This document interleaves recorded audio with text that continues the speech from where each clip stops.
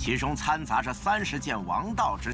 我跟你讲啊，秦南兄弟，商道王在这里开了一家古韵坊，来练眼力的人可不少啊。我决定就怎么样？第一个就是王道之血的残变。若我没开出，那我反。Hula-hula, bagaimana nih kabar kalian? Semoga kalian dalam keadaan baik-baik saja, sehat selalu, serta dilancarkan rezekinya ya guys. Amin. Pada kesempatan kali ini, kita akan melanjutkan Tonghua dari Peerless Battle Spirit ataupun Lord Chinan. Untuk di episode sebelumnya, dalam perjalanan, Chinan mendapati sebuah masalah kalau dia mendapati tanda segel hitam, yang dimana tanda segel hitam ini sebagai tanda yang diberikan oleh aliansi bisnis kalau dia ini adalah orang yang begitu sangatlah berbahaya. Tetapi siapa sangka ternyata ada pria juga yang memiliki tanda 5 segel hitam, lebih parah daripada Chinan guys. Namun untuk pria tersebut berhasil untuklah menyembunyikannya, tetapi untuk dari mata Chinan tidak bisa. Kalau begitu langsung saja kita masuk ke dalam ceritanya. Dirinya yang sudah ketahuan dalam penyamaran langsunglah berubah wujud lagi dan meminta kepada Chinan untuklah ikut dirinya, maka dia akanlah menjelaskan semuanya. Namun dia memiliki niat buruk kepada Chinan, yaitu mengajaknya untuklah minum-minum. Di sini tujuannya agarlah Chinan benar-benar mabuk dan dia bisa untuklah mengambil semua hartanya dan meninggalkan dia sendirian di sana. Wadidaw. Namun nyatanya dialah yang kalah telak kalau Chinan sama sekali tidaklah mabuk dan dia sudahlah kelayangan dan sudah mulai ngelantur kemana-mana. Chinan hanya bisa geleng-geleng kepala saja. Selama pembicaraannya terus-terusan mengelantur, Chinan baru menyadari kalau pembicaraan ini mengarah kepada aliansi bisnis yang membuat dia sampailah mendapati tanda 5 segel hitam. Lantas, ini adalah kesempatan untuk Chinan dalam mengorek informasinya lebih dalam lagi. Dia meminta untuklah menceritakan cara menutupi segel hitam tersebut. Lalu pria tersebut langsunglah bangkit berdiri sembari melangkah sempoyongan. Di sini dia memberitahu cara menutupi segel hitam itu sangatlah mudah, wadah. Dan dia akanlah mengajarinya. Namun hanya ada satu syarat, dia haruslah mengikutinya. Selama Chinan bisa menghasilkan uang dalam jumlah yang begitu banyak, maka dia akanlah suka rela untuk mengajarinya dalam menutupi tanda segel hitam tersebut. Waduh, padahal udah mabuk berat, tetapi dia masih bisa untuklah mempertahankan kesadarannya, walaupun ya setengah-setengah. Mendengar itu, Chinan langsung mempertanyakan bagaimana cara mereka bisa mendapatkan uang yang begitu banyak karena mereka mempunyai tanda segel hitam dan tidak bisa untuklah jual beli barang di tempat seperti ini. Sebagaimana kita tahu, tanda segel hitam ini disebut sebagai penjahat dari aliansi bisnis. Sayangnya ketika pria ini inginlah memberitahu caranya, dia sudah tumbang duluan. Sesingkatnya, dia pun akhirnya telah tersadarkan. Di dalam perjalanan, dia memberitahu ada 13 jalan utama untuklah menghasilkan uang dalam kondisi seperti ini, dan semuanya itu ada di aliansi Sangdao atau aliansi bisnis. Yang ternyata untuk orang-orang yang memiliki tanda segel hitam memang tidak diperbolehkan untuklah jual beli di tempat umum. Tetapi jika mereka mempunyai uang dan inginlah menghasilkan uang, maka mereka diperbolehkan untuklah datang ke 13 jalan utama tersebut, yang dimana 13 jalan utama ini dimiliki atau dikuasai oleh aliansi Sangdao, yang dimana aliansi Sangdao ini memiliki toko tua di sini guys. Jadi tidak peduli berapa banyak dia memiliki tanda segel hitam, mereka bisalah pergi ke sana sendiri. Waduh, peraturannya boleh-boleh juga ya. Bisa dikatakan aliansi Sangdao atau aliansi bisnis menganut konsep kapitalis. Tidak lama dari itu, mereka pun akhirnya tiba di tempat yang sedanglah mereka omongi, yaitu toko dari aliansi bisnis. Lalu pria tersebut langsung meminta kepada Chinan untuklah bersiap-siap menunjukkan kekuatannya, karena sebentar lagi dia akanlah menghasilkan uang. Setelahnya dia akan memberitahu cara menyembunyikan segel hitam tersebut. Dan untuk pembagian hasilnya, dia ingin 50%, 50%. Sayangnya, Cinan tidaklah mau karena itu terlalu banyak. Dia akan memberikan kepada pria tersebut sebanyak 30% saja. Tanpa adanya perlawanan, dia iya-iya saja. Setibanya di dalam, terlihatlah tempat ini seperti perjudian, guys. Pantas saja di depan gerbang, dia disuruh untuklah mengeluarkan kekuatannya.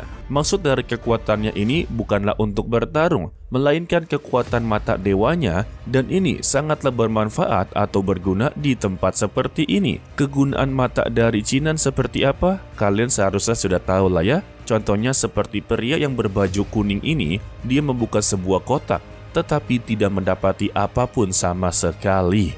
Lalu untuk si pria hijau ini langsung menyuruh Cinan untuklah menggunakan kekuatannya. Dan di depannya ini ada sebuah kotak dalam jumlah yang begitu banyak. Dia haruslah bisa mencari kotak yang berisikan harta yang begitu tinggi. Salah satu contohnya seperti pria berbaju biru, dia membuka sebuah kotak dan keluarlah sinar yang menandakan dia mendapati harta. Namun jika tidak mendapati, ya seperti pria berbaju kuning, sama sekali tidak ada sinar cahaya. Dan mengapa Mimin bilang ini disebut sebagai perjudian? Karena untuk si baju kuning ini terkena psikologinya, guys. Dia terus-terusan bertaruh dan mengeluarkan uangnya hanya untuk mendapati kotak yang berisikan harta tersebut. Sayangnya untuk kesekian kalinya, dia sama sekali tidak mendapati apapun. Dan inilah yang disebut sebagai perjudian. Untuk peluang mendapati kemenangan paling besar ya cuma 10%. Itu pun sudah mengalami kerugian dalam jumlah yang begitu banyak. Jadi ya percuma saja kalian mengeluarkan uang dalam jumlah yang begitu banyak hanya untuk mendapati satu kesempatan untuk menang, sedangkan untuk gagalnya sudah berkali-kali. Itu namanya begitu bodoh. Tetapi, jika memiliki kekuatan mata dewa seperti Cinan, itu barulah boleh. Karena tidak ada yang bisa untuklah ditipu dari matanya. Ketika dia menggunakan mata dewanya, tidak ada satupun dari kotak tersebut yang berisikan harta tingkat tinggi. Jadi, kotak yang berada di depannya itu semua omong kosong. Waduh, ini mah lebih parah lagi. Mendengar itu, si pria hijau langsunglah mengajak Cinan untuklah menaiki ke lantai atas. Mungkin saja di sana ada beberapa kotak yang akanlah menghasilkan uang. Akan tetapi, ketika dia memanggil nama Cinan dan terdengarlah oleh salah satu pihak yang berada di sana, langsung menanyakan kepada Cinan apakah dia adalah pria yang bermarga Cin. Dan Cinan membenarkan hal tersebut. Dia pun langsung memberitahu peraturannya. Kalau orang-orang yang bermarga Cin akanlah dijual dengan harga 10 kali lipat. Waduh. Mendengar itu, si pria hijau langsunglah tidak terima dan mempertanyakan aturan macam apa. Dan untuk pria gemuk satu ini ternyata adalah tuan dari tempat ini. Dan dia meminta untuk ikuti aturannya atau merekalah yang akan mendapati masalah dengan aliansi bisnis. Waduh, diancam begini bro. Lantas untuk Cinan yang tidak mau mencari masalah lagi, dia pun menerima untuklah aturan tersebut. Masalah harga 10 kali lipat, dia masihlah bisa untuk menyanggupinya. Dan dia memberitahu ada total 500 buah di lantai ini. Di antara mereka ada 30 buah Qi Huang Tao atau pil dan 3 bagian dari mereka adalah Qi Huang Tao. Dan semua harta ini berasal dari daerah terlarang Taigu. Jadi ya bisa dipastikan dari 500 kotak yang telah disebarkan di tempat ini memiliki 500 buah juga. Tetapi dari 500 buah ini hanya terdapat 30 buah saja tingkat menengah dan 3 buah tingkat tinggi. Sebut saja seperti itu. Namun untuk harganya semuanya sama, yaitu 20 tel perak. Namun karena peraturannya, Cinan haruslah membayar 10 kali lipat, maka dia haruslah membayar 200 tel. Untuk si pria hijau yang mendengar satu kotak dihargai 200 tel, dia hanya bisa geleng-geleng kepala saja. Tetapi yang lebih mengejutkan, kalau Cinan akanlah mengambil 30 kotak. Ya kalian hitung sendiri lah ya, Mendengar itu ya si pria hijau kembali jantungan. Karena baginya ini sudah sangatlah tidak masuk akal. Sebab dia juga terlibat dalam semua ini dan haruslah mengeluarkan uangnya untuk membantu Chinan. Dia hanya bisa berharap besar dengan kekuatan mata dari Chinan. Jika kalah, maka dia akanlah menjadi orang yang begitu miskin.